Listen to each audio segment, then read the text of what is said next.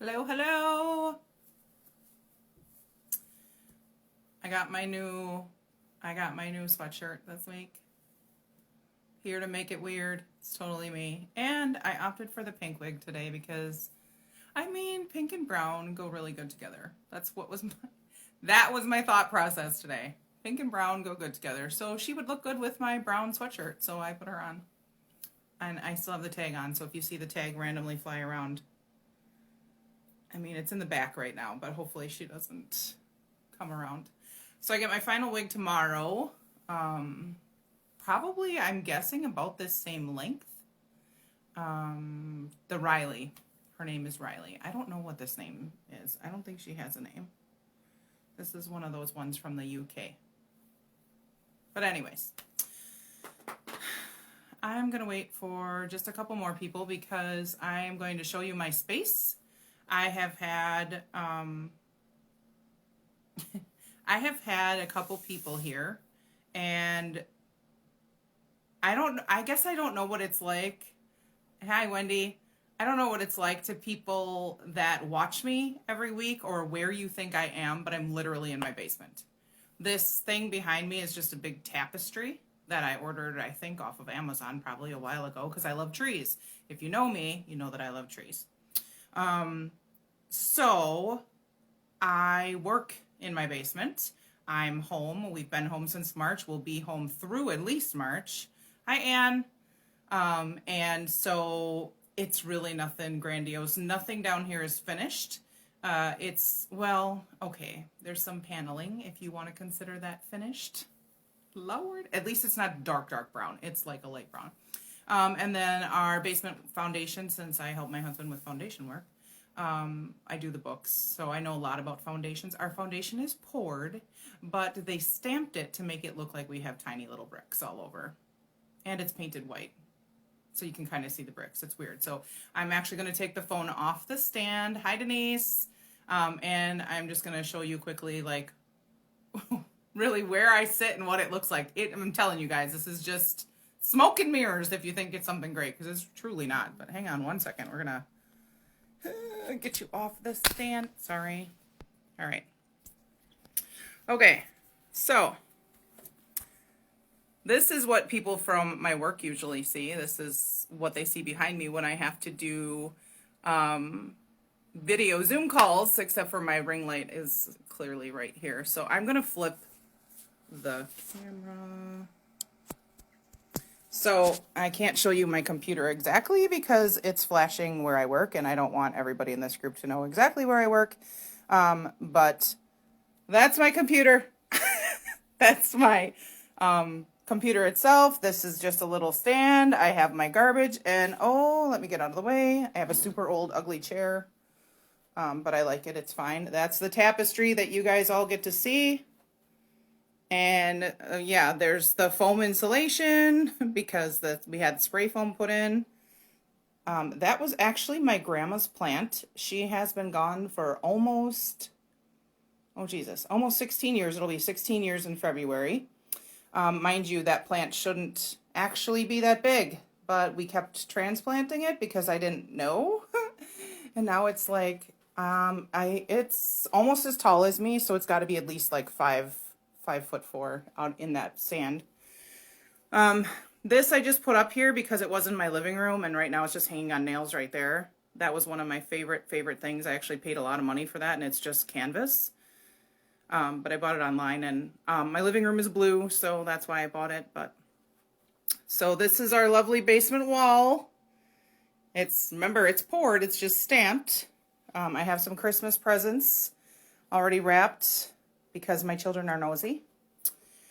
And this is, okay, so this is me and my youngest son when I was young too. Oh, you can't see all that stuff. Let me get rid of that. And that's just been on there forever. I have more magnets on the front. This is our filing unit for home. And then, of course, we have two random chairs that are bar chairs that I don't want in here anymore, but they haven't gone anywhere. Up here, this is where I light incense and candles. Hi, Jen. And that dog is super old. It's a Fisher-Price toy. And I used to play with it when I was a little girl, so it's just kind of sitting there. He's missing an ear and stuff. He's seen better days. But it's the ones that make noise when you walk them. See, even his foot is broken. Anyways, so I keep that there. And let's see. This is a big bookshelf with all sorts of stuff on it. I just moved it, actually. It used to be on the blank wall. This is something my son made. He is in welding, so it's all sorts of little pieces, and I know the lighting sucks down here. And he welded it together. So it's like bolts and all sorts of stuff. I know, Stace, aren't those dogs like the best? This I got from my daughter, and I keep my lighters in there for my stuff. This actually I got from a girl that I work with for Secret Santa. I used to have it in my office, and I brought it home. Those are my children's. A while ago, we had taken a trip, obviously, because they're all so much older than that, but that's one of my favorite pictures of them. I used to sell 31, so I got myself a little wooden thing where I can put all my makeup brushes, and, you know, if you've watched me for a while, you know that I really don't wear makeup that much, but I did. I actually still sell for a company called Pharmacy. If any of you have ordered from me, I still do that. I just don't have a group set up for it anymore. These shelves actually were left with the house, so these are just stickers. I just put some stickers on there. There's another picture of my kids. Oh, and my candle, you can see it in the back. Oh, you guys, this is so me. So me. Yes, and it smells amazing. Me and my friend Sarah decided to buy that one day when we saw it on Facebook. No regrets. Let's see. That's my daughter saying they'll love you to the moon and back, and that lamp, and I believe that saying she actually got for me. I do have some Lang hair products, or Lange, or whatever the hell they call it. I don't know. I thought I'd give it a try. I really like their stuff, but it seems to be a big scam because they are all over Facebook and making money off of it, and I'm just really not into more of that in my life. So this is my coffee station. Now that I know have a reaction to coffee, I probably won't be drinking it as much. All of those are actual scenes from a calendar that I just put up because it's fucking ugly down here, to be real honest. That's filing that I have to do, and then this is a big filing cabinet for my husband's work.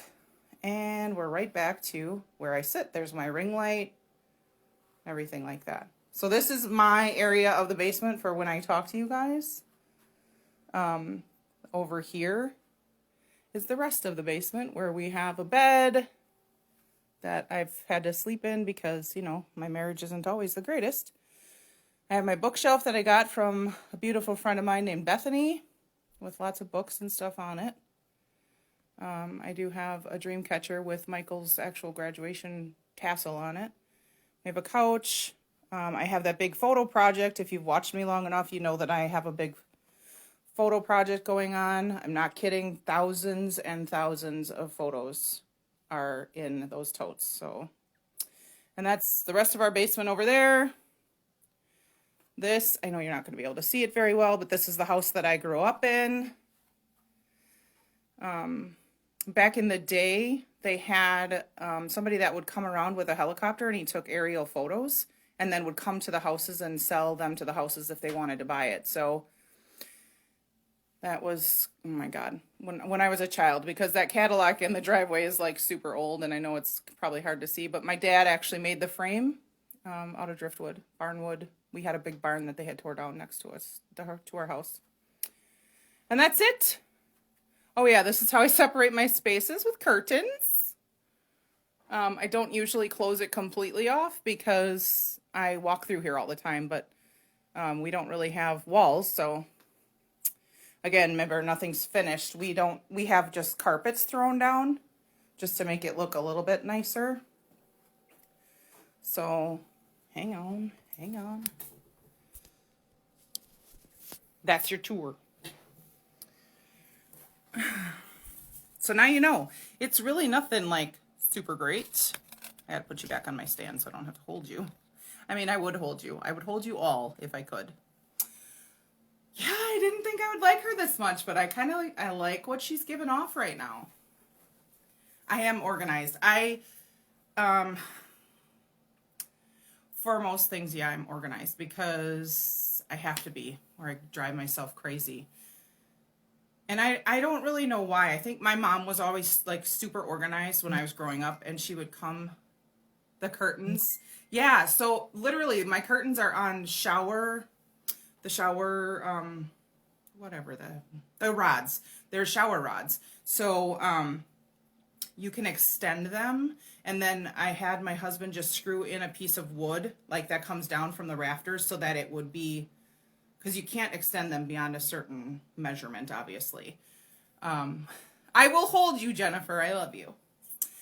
So yeah, the curtains were a great idea. We actually had some of these curtains upstairs in our bedroom because we had taken our closet doors off at one point.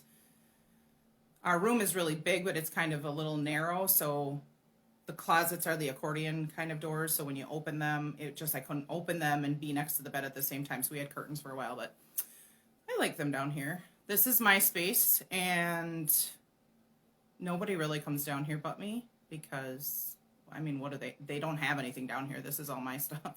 This is all my stuff. So, I mean, some of it's business, but anyways, this week has been super busy with readings and just different things going on a personal level. And yeah, I'm going to recommend to anybody, if you can carve out some space of your own somewhere, even if it's just a little space, it does really good things for your mind to have your own space. And it's interesting because before COVID, I was talking with one of my friends, and she kept telling me that I needed to own my space, make it my own somehow. So you saw I have tapestries up just besides this tree one, and I wanted to switch it. I did order one, so I might switch it out. But different, like the calendars, just rip the calendar apart as the months go on and then put those up with tape. Like just something to make it your own space, because it makes it more comfortable. And I mean, if we're stuck at home for all this time, I mean, I'd want to be comfortable. So that's kind of what I did. And then I have the bins on the shelf, and those are just fun colors and stuff. That's who I am. That's who I am. Hi, Jill. So anyways, super busy week with readings and personal stuff. Readings are always interesting to me. I knew you would love the pink wig. I like her too. I knew. I like her too. So some of I always say this, when I do readings, it's always interesting. There's always information that just blows my mind. I did have a reading this week that actually there was no way in hell I would have guessed what spirit was trying to tell me. Because like the one, she showed me her headstone, and then she showed me tall grass around it. Thank you, Anne. The tall grass around a headstone, my rational mind immediately took over, which is that's the downfall of having a rational human mind when you're working with spirit, because it's like charades. And I think I've said that to a couple of you at least. They give you information and you're just supposed to decipher it based on what they're showing you. So like in my mind, I could see it was a raised headstone and like tall grass like growing around it, almost like it needed to have like weed whacking or something.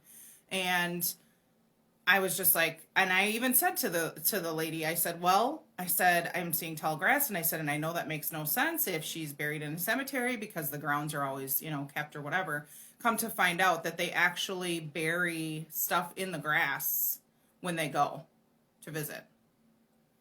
I would have never in a million years caught that without that person helping me. So it was really cool to have a reading, and that wasn't the only thing, but it was really cool to have a reading where my sitter could tell me what that actually meant. She knew what it meant when I told her, but of course I had no idea. I'm like, I don't know, there's tall grass around a headstone. That should be like an impossible thing. But that will help me for the next person when I get something like that. It's kind of like, it's a learn as you go.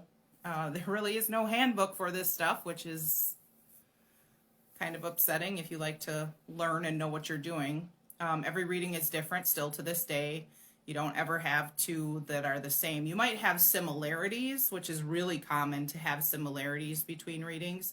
And I think part of that is because we all have the same desire. When someone comes to me for a reading, their whole point of asking for that reading is to know that their loved one still sees what they do, still is around them, that there was no mistakes made when someone passed, because a lot of us, the people that come to me, are put in positions where they have to make choices about the end of life for their loved one. And what that does, and I have never been put in that position, but I'm speculating, that leaves you with a lot of survivor's guilt, because I can usually feel it. I get to feel all sorts of things when I'm doing readings. And it's not because you were the driver of a car and you lived and they didn't. That's not it. It's just that I had to make a choice now over quantity of life versus quality of life. And I chose to say that her quality of life wasn't going to be any better than what it was now. And so, they had to take her off of life support, whatever the situation was. But the person who has to make that choice then struggles with having made that choice. So I have gotten that actually a lot over my years of doing readings. Hi, Michelle. That when you have to make a choice about someone's end of life, that the person who's left to make that choice struggles then. Not just with losing that person, but with did I make the right choice? Would things have turned around, 2 weeks from now and I ended a life? And that's some real heavy shit, to be real honest.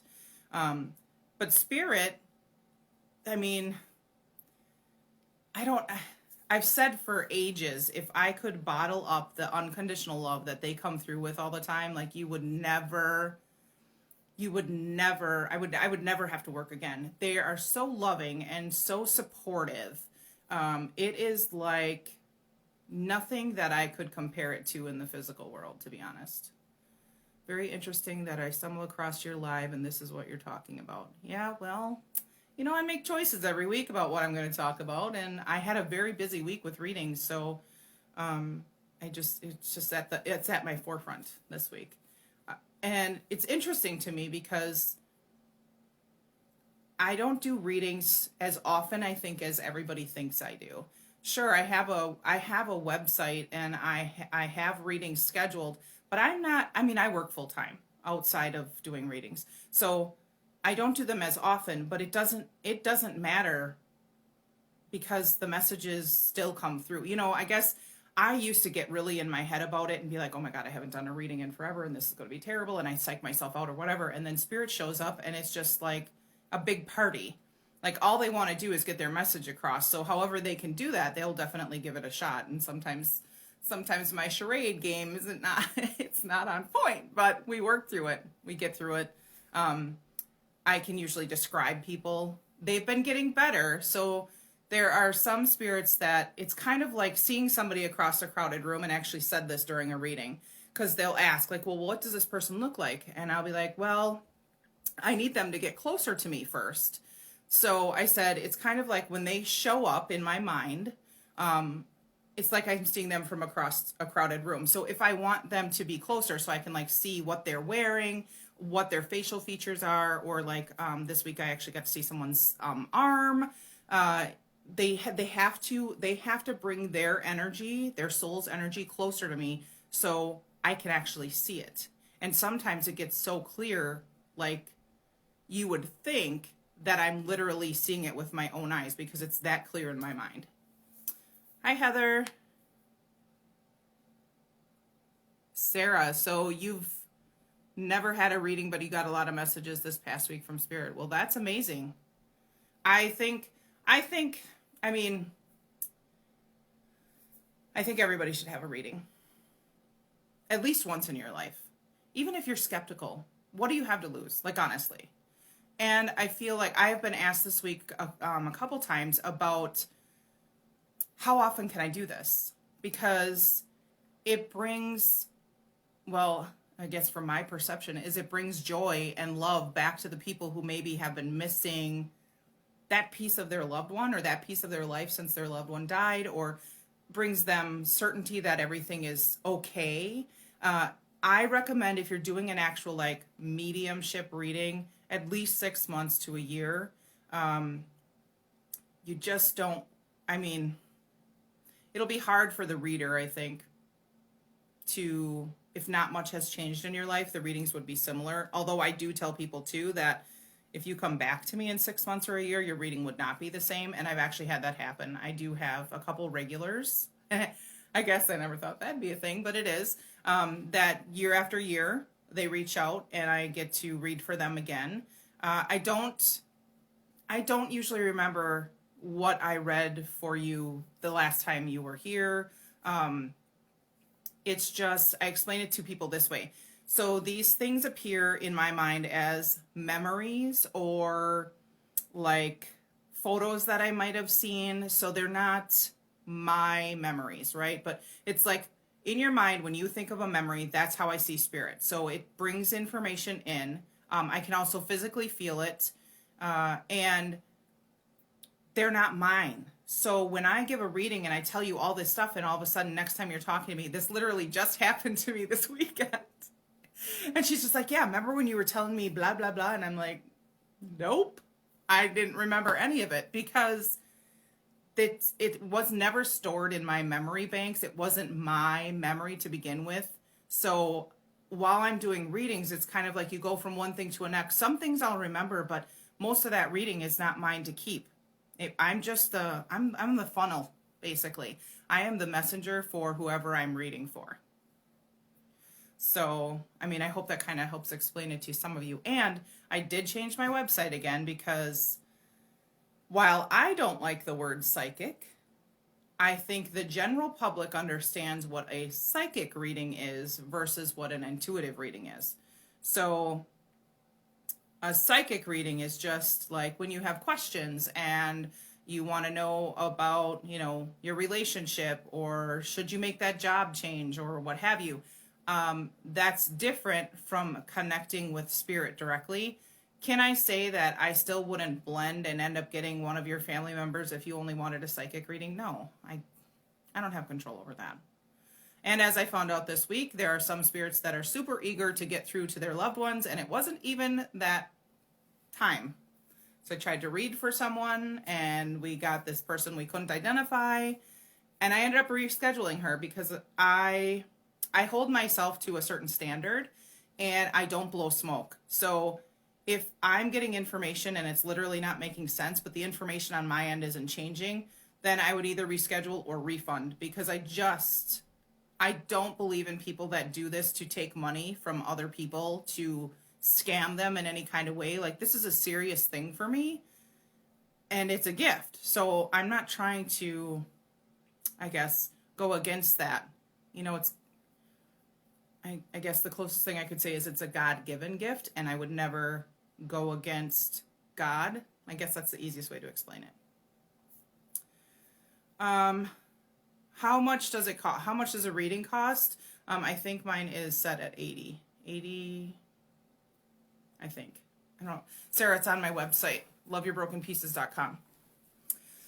And you can schedule online too. If you've never been out to my website, I have certain times on there that are available, so you can schedule your own appointment. Now, if you look and see what's available and it doesn't mesh with your schedule, you can always send an email through the contact list. Contact me, contact us, whatever it says out there. So you're welcome. Let's see what else is going on. My daughter's buying a house. All of that is being finalized. It's coming up like super soon, which is crazy to me. What is it? It's the 6th, so a couple weeks. So that's going to be a busy time, but it's exciting. I'm excited for her, but I'm sad at the same time because she's my baby. She's my baby. She's going to be 27 years old, but she's my baby. And it just feels different now that she's buying a house. Like, it feels like, wow, she's really growing up. Like, I know she's in college and she has a boyfriend and all that, and she's lived out of the house for a while now, but it just feels different. So It's exciting, but it's a little sad because I don't know. I don't know why it's sad. I don't know. It just feels sad. And let's see. Oh, she didn't tell her second mama. Ooh, sorry, Jen. You better talk to her. Oh, yes. And you just reminded me of something else. So I've been learning how to love myself, right? We talk a lot about my journey in here because it's my group, and I guess this is what I'm going to do. Spirit kind of helps me out with that. They redirect me sometimes. So I got a message this week. Oh, I bet you will. I got a message this week from somebody that I don't talk to anymore. And I was like, I'm not talking to you. I'm not responding. I have no reason to respond to you. So I am not friends with this person on Facebook or any social media account. I haven't been friends with this person for a while because remember what I've said before, I no longer do one-way relationships. Like, you're either putting in effort or we're not hanging out, and then I'll just remove you from my life because I have learned boundaries and taking care of myself, and that is actually part of it. So she sends me a message and I don't respond because that's my choice. So then she reaches out to my daughter. Don't do that. Don't do that. No. Oh my God. Just trying to breathe through it right now because she really made me angry by doing that. So she couldn't reach me. So then she reaches out trying to say that she was concerned because I didn't respond. Do I have a different phone number? No. No, I don't. I actually just chose not to respond to you. Hi, Lisa. Y'all, I cannot. I am not playing with anybody's bullshit anymore. So I told my daughter, I said, just block her. Well, my daughter said, well, that's your boundary, not mine. Okay. So she sent something else to my daughter because my daughter hadn't, responded or whatever. And then I was like, then it pushed me to respond to this person because you're going to keep harassing my daughter because you can't get to me. And here's the other thing that you need to know. Spirit already told me what her true intentions were. She wasn't just, the message was, I woke up and I was thinking about you. Oh my God, it's been forever. How are you?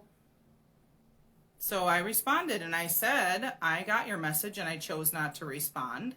I said, yes, it has been forever. And on my part, it will continue to stay that way. And then I blocked her on my phone. You have to accept no as an answer. Me not responding is an answer. And I feel like I haven't talked to her. The last time I had any communication with her was May. And it was literally just a thank you because she sent me a happy birthday text. I do not personally have time for that. And I know this is going to sound bad, but I just don't give a fuck. I have learned so much about taking care of myself, and that is one of the things that I will not go back on. I have put a boundary in place. You do not want to participate in a relationship, then that does not give you a right to suddenly reach out to me acting like you're my best friend when you really weren't concerned about me. You woke up and thought about your loved one, and I was the person who came to mind for you. I mean, I'm flattered nonetheless, but I am not the reader for you. And that has happened. Oh, you've been struggling with the same with that person. How weird that you would know exactly who I was talking about. Well, I invoked a boundary, and the boundary stays. Speaking of boundaries, my marriage is going right down the shitter. You guys, I just can't even. I wish I could explain to you, like, how it feels to live here. I had a dream last night. Sorry, that was a notification. I had a dream. Well, it actually wasn't last night. It was today because I went to bed super late, and so then I didn't get up until like 10:30 or 11 o'clock, which is way late for me. But I was like, you know what? I'm still tired. I have nothing going on Sundays. I purposely have nothing going on Sundays, so I stayed in bed till late. And then I was up for a little while, and I'm like, I still just kind of feel like, So I went back to bed. At one of those points, I had a dream about my marriage. And it really wasn't a dream because it was so like real. Like I woke up thinking, oh my God, did I just tell him that? So I told him. So here's the nitty gritty on what's going on right now because you guys are all my friends, my soul family. And if you don't want to hear about it, now would be the time to exit the live. So we've talked before about intimacy and how we're not intimate, and now it's been a really long time. And I have rejected him the last 2 times he has attempted because he has been drinking before he attempts, and I invoked that boundary. If you're going to drink, I am not participating in our relationship or hanging out with you because that is a hard fucking no for me. So I rejected him twice because I am not going to subject myself to that kind of relationship anymore. I don't need that. If you need to drink, then you can drink by yourself and we're not going to have any kind of relationship. Well, we all make choices. So in this dream, I wanted to be intimate with him, and he got mad at me because I have rejected him twice. And I told him, I said, I gave you a boundary, and I wasn't kidding. That boundary still exists. So I was thinking about it, I was making dinner, and I was just like, I had a dream, and I was just like, I'm still kind of mad about it. He doesn't say anything. So I finally told him exactly what it was and how I feel, and he doesn't respond. That's my life here, folks.